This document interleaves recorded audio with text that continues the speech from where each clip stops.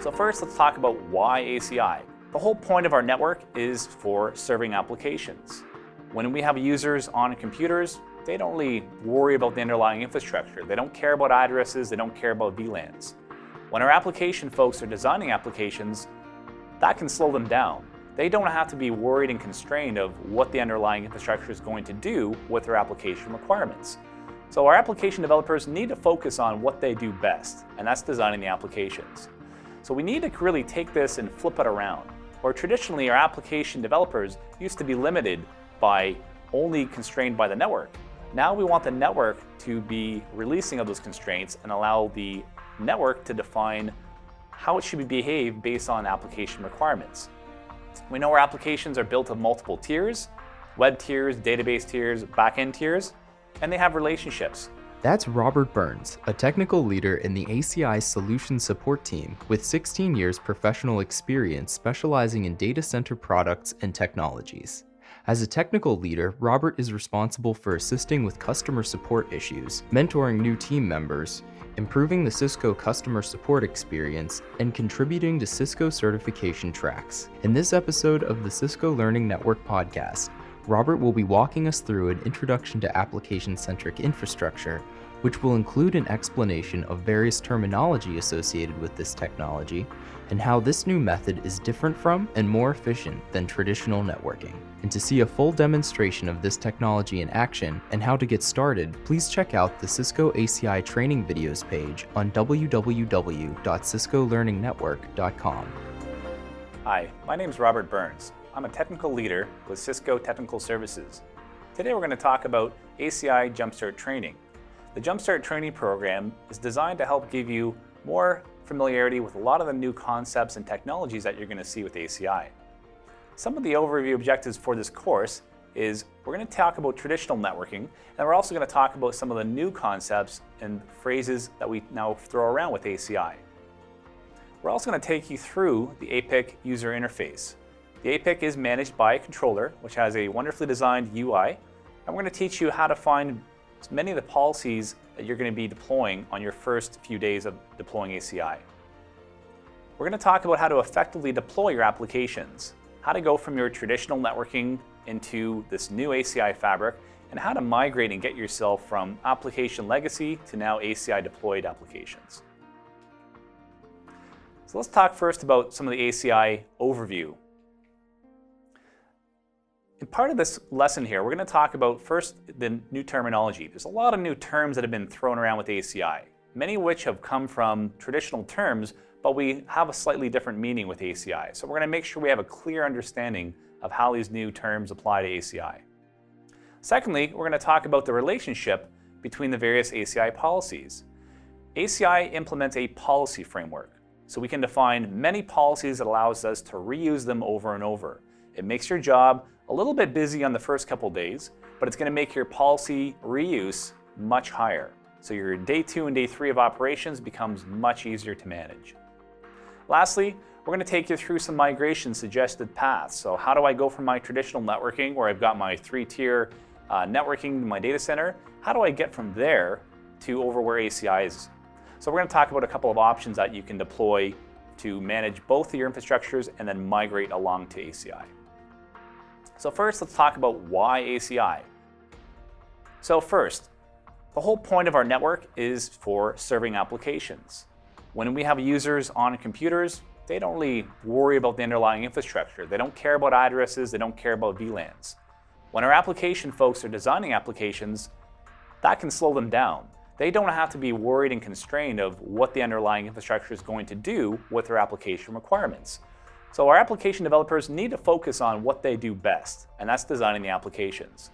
So we need to really take this and flip it around. Where traditionally our application developers used to be limited by only constrained by the network. Now we want the network to be releasing of those constraints and allow the network to define how it should behave based on application requirements. We know our applications are built of multiple tiers, web tiers, database tiers, backend tiers, and they have relationships. So just as a quick review, a web tier, also known as the presentation tier, manages communication between a person's web browser and a web server. The database tier manages the data. It is the base of a web database application. Understanding system requirements, choosing database tier software, designing databases, and building the tier are the first steps in successful web database application deployment. And the backend tier is comprised of both data sets and the database management system software that manages and provides access to the data. Those are the terms that our application developers speak. They know that our web tier needs to talk to our application tier. They know that the application tier needs to talk to our database tier. They don't care about VLANs, they haven't mentioned anything about subnet or addressing, nor should they have to. So we really want to break down that silo between our application folks and our infrastructure teams who deal with our VLANs, subnets, and security type policies. We want to bring them together so our application folks can do their job a lot faster and deploy our applications much quicker. So what is ACI? So some of the old concepts of ACI surrounding it are, we talk about old IP endpoints. IP endpoints are there, but we really don't want to think about that with ACI. We want to think more about application-based. And one endpoint is only one aspect of an application.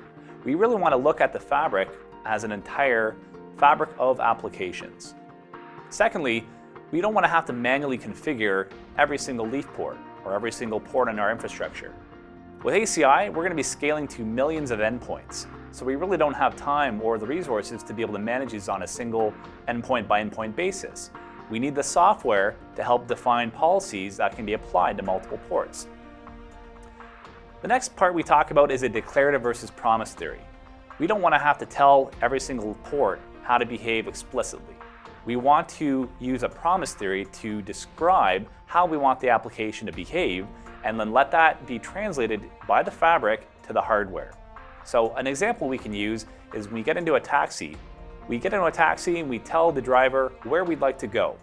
We don't tell them how to get there, where to turn, how fast to go. We just tell them our destination. And that's similar how the promise theory is based. We tell ACI what we want it to accomplish and we let it translate that down to our hardware requirements. And lastly, we have a separation with ACI between our control and our data plane.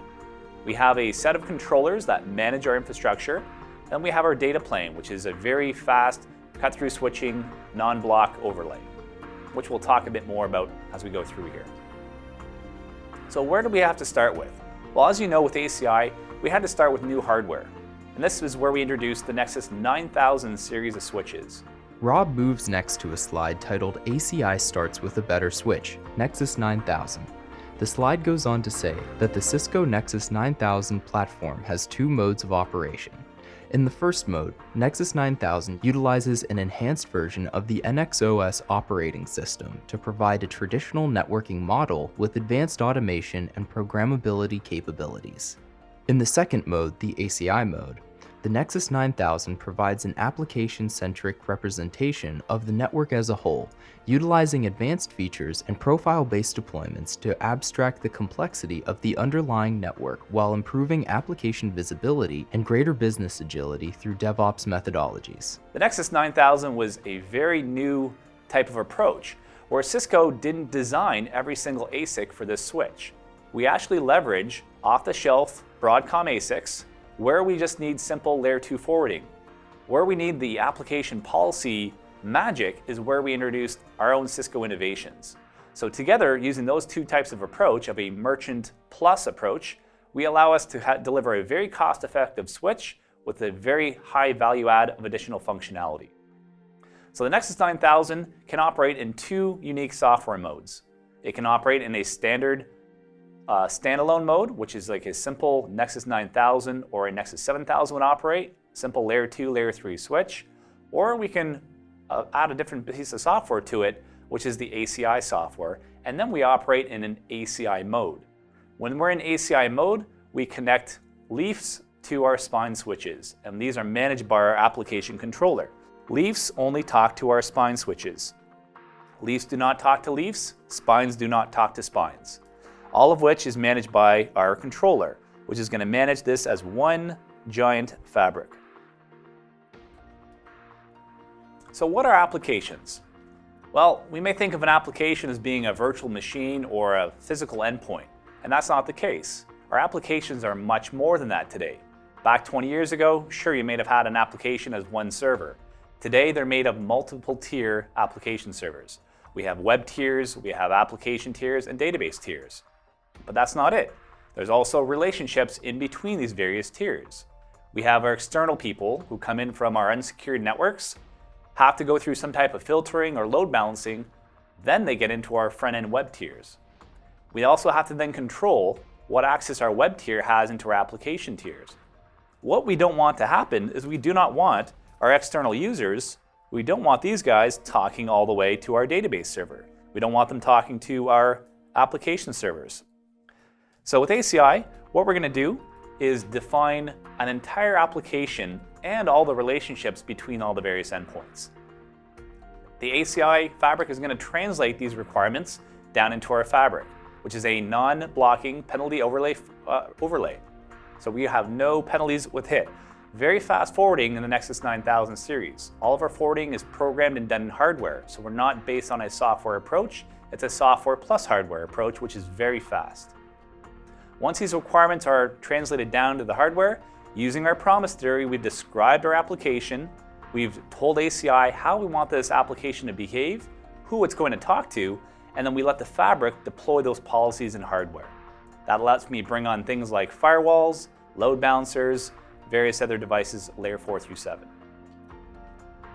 Now, the other problem we've had with traditional networking is that we used to have to bind a lot of policies and constraints such as layer 4 through 7 services, switching and routing contexts, and security were bound to things like our IP addresses or VLAN IDs. And this really made it difficult because if I had to take one of my endpoints and move him to another area, we then lost his identity. So this is a very similar concept as the Locator ID Separation Protocol, or LISP for short. Locator ID Separation Protocol, or LISP, is a network architecture and protocol that implements the use of two namespaces instead of a single IP address. Endpoint identifiers, EIDs, are assigned to end hosts, and routing locators, or RLOCs, are assigned to devices, primarily routers, that make up the global routing system. With LISP, we want to decouple the identity of an endpoint from its location.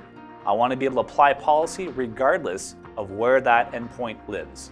And that's what ACI is going to do. It's going to break this constraint of having all these policies here tied to these constraints. So we want to take these out of the picture and at least separate them. So my endpoints are not going to be bound to these physical constraints. So let's talk about our fabric. We've talked about our fabric as being a leaf and spine architecture. We have our controllers called the APICs, or Application Policy Infrastructure Controller, which manages the entire fabric. Well, how does it do that and how do we get started? Well, the first thing we have to do is we got to configure our first APIC. So out of the box, you get it connected, plug in management port, get it connected to a leaf, and then you're going to run a setup dialog like you would on another device. We'll show you some screenshots as we get further into the lesson as well. Once we discover our first leaf switch, it uses LLDP to see who are my neighbors. So this first APIC has talked out there. You can see over LLDP that, hey, I've got a neighbor here, I got a leaf here. We have to accept that leaf as being part of our fabric. So we're going to give it a node ID and it becomes part of the ACI fabric. What happens from there? Well, this leaf now is going to use LLDP again and it's going to go out and discover a couple of spine switches that were connected to them. Again, as the APIC administrator, I'm going to go ahead and I'm going to accept these guys into my fabric. So we're going to accept those two spine switches. They now become part of my fabric. The process repeats then. My spine switches go out and they see all the other leaf switches they can see. So as we're doing this, we're actually building our fabric as we go here. Once we discovered all the leaf switches and any of their APIC controllers, I now have what's called a discovered fabric. Okay? This makes discovery of a multi-hundred node switch infrastructure very quick. The next thing we want to talk about is physical, virtual, and distributed. We're going to have some endpoints that are going to be bare metal. We're going to have some endpoints that are going to be virtual. And today we're seeing a lot more workloads transition to the virtualized environments as more support increases. So we have to be able to support any type of hypervisor, any type of bare metal host. And that's what ACI can do. We're hypervisor agnostic. We'll support Microsoft, Hyper-V, KVM, bare metal, you name it. And our policies can be applied to anything. The other great thing that ACI is going to do for us is what's called normalization. So we take the encapsulation that comes into our fabric, and that can be our standard VLAN 8021Q VLAN tags. It can be VXLAN IDs. It can be NVGRE. We're going to normalize that traffic into a application endpoint group, which we'll talk a bit more about in a bit. But essentially what we're doing is we're saying you can speak any language coming into the fabric. Once you're in the fabric, I'm going to treat your endpoints with the same policy regardless of what encapsulation type you're using. And that's a very powerful thing. One way we can think of ACI as being a giant fabric is it's almost operating as a very large layer 2, layer 3 switch. So all of our forwarding is controlled really by our controllers. We control the policy. The fabric knows where all the endpoints are at all times. If we have an IP endpoint, we're able to look at where that IP endpoint source address is and where it needs to go.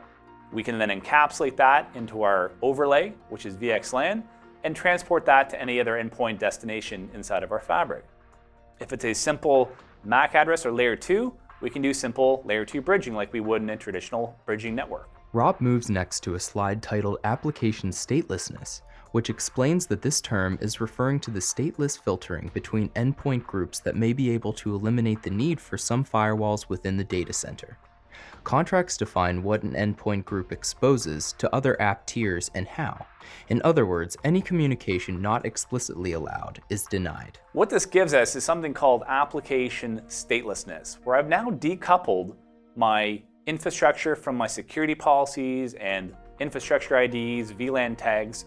We now have an application that is really stateless. We can take it, we can move it around without worrying about breaking the policies that were tied to that particular endpoint.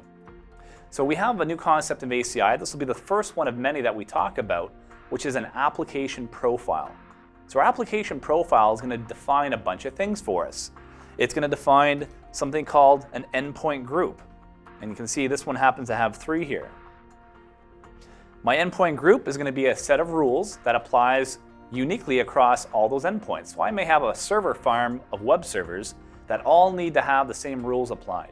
I want to make sure that only certain WAN users can talk to them, and I want to make sure that only these web servers only talk to my application tier. And we can do that no problem. The other thing we're going to have is we're going to have these various levels of quality of service, security, or layer 4 through 7 services. Those are also part of my application now. I've defined these as part of the profile.